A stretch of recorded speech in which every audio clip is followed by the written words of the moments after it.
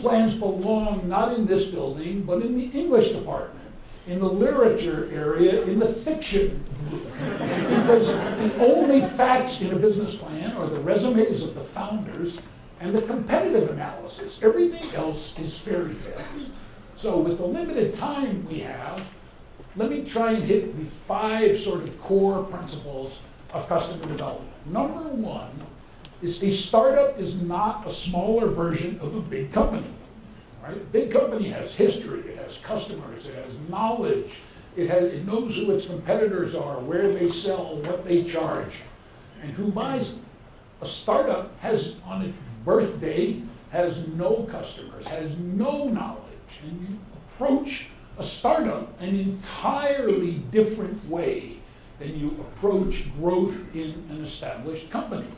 You are on a search, you're on a mission to figure out what makes my startup a business, and forget the business plans, because the customer doesn't read page 7 of your business plan that says, for every 10 people who look at this, 3 of them will buy, and they'll buy it once a quarter, and they'll give it as Christmas gifts, and so on and so forth. If the customer did read that, they probably wouldn't pay attention to it anyway. But the key is that startups enter life searching for a way to put themselves out of business by turning their business into a repeatable, scalable execution machine. And that search involves not just finding a great product, finding the right channel, finding the right get customers strategy, the right partners, the right resources, and so forth. And you have to start your life as a startup acknowledging that the business plan you spent 4 months writing is a bunch of fairy tales, and instead you need to research what makes your business work by talking to your customers. Their opinions are the only opinions that matter, and the only way you can do this is by you, the founder of the company, getting out of the building, getting face-to-face with customers, marketing partners, referral, channel partners, things like that, to understand what will work for them so that it will work for you and for your business. And rather than spend 3 months writing a business plan, spend a day or 2 days developing a business model.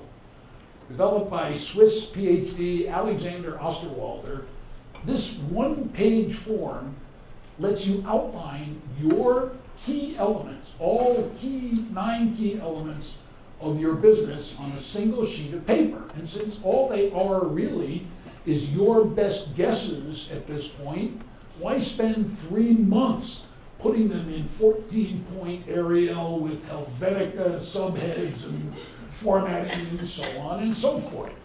Get out of the building as fast as you can to talk to your customers, to see if they understand these key elements. Your value proposition. What am I selling to whom? Why should they buy it? Why is it better than competitors? Your customers, not all of your customers, but who were the first 20 or 50 or 200 customers?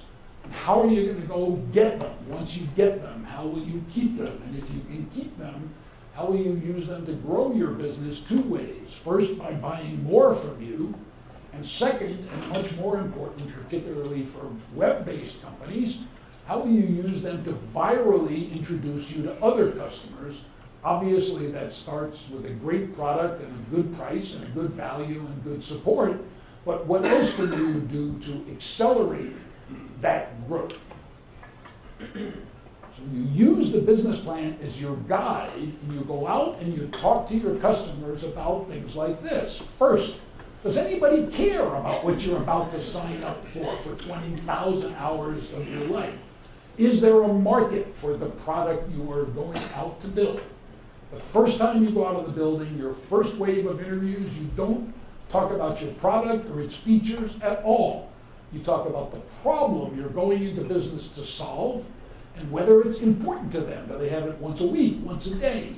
Are they going to lose their house or their spouse or their job or their bank account if they don't solve the problem or fill the need that you're going into business to deliver? Are they really excited about it, or are they giving you 3s and 4s on a 5 scale and you take that as good news? You never talk to your friends or family because they're only going to give you positive feedback, as will your classmates. Use those people to introduce you to people one sort of crank away from people you know who will give you more honest feedback and so forth. Do it yourselves so you can see whether their pupils dilate or they fall asleep when you're talking about it. And whatever you do when you're out talking to customers, you are not selling. That is the hardest thing for an entrepreneur to do, to go out and talk and let the customer talk and learn and sort of converse about what's interesting to them and so forth.